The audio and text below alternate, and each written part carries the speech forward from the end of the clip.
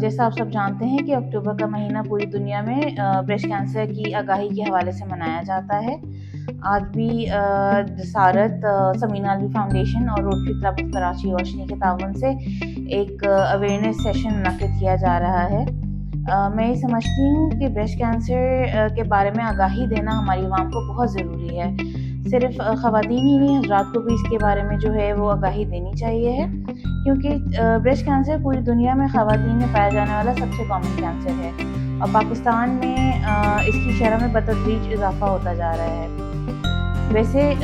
باہر کے ممالک میں دیکھا گیا ہے کہ یہ ایک بڑی عمر کی خواتین کی بیماری ہوتی ہے، لیکن جب ہم پاکستان کی بات کرتے ہیں تو بریسٹ کینسر جو ہے وہ ہر عمر کی خواتین میں اب آ رہا ہے اور ینگر ایج گروپس میں اس کی شرح مسلسل بڑھتی جا رہی ہے. لوگوں کو یہ آگاہی دینا کہ انہوں نے اپنا کب کس طرح سے معائنہ کرنا ہے، کس طرح سے اپنا خیال رکھنا ہے، بے حد ضروری ہے. کیونکہ بریسٹ کینسر ان چند کینسرز میں شامل ہے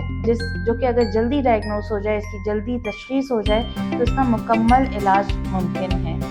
ہمارے ہاں آگاہی نہ ہونے کی وجہ سے یا شرمندگی کی وجہ سے یا پھر صحت کی سہولیات نہ ہونے کے باعث خواتین ٹائملی ڈاکٹر تک پہنچ نہیں پاتی.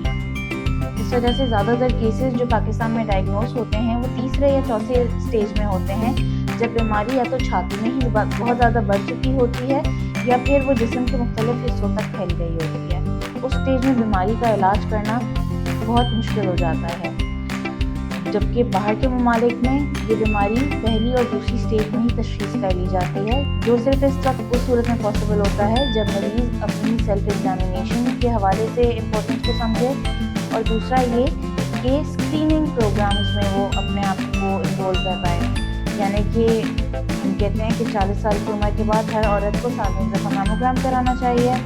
اور اس سے پہلے اگر ان کی فیملی ہسٹری ہے تو ان کو لازمی ڈاکٹر کے پاس آ کے دکھانا چاہیے ہے. ڈاکٹر ان کی عمر کے حساب سے، ان کی علامات کے حساب سے جو ہے وہ ٹیسٹ تجویز کرے گا. اسی طرح سے ہم اس بیماری کو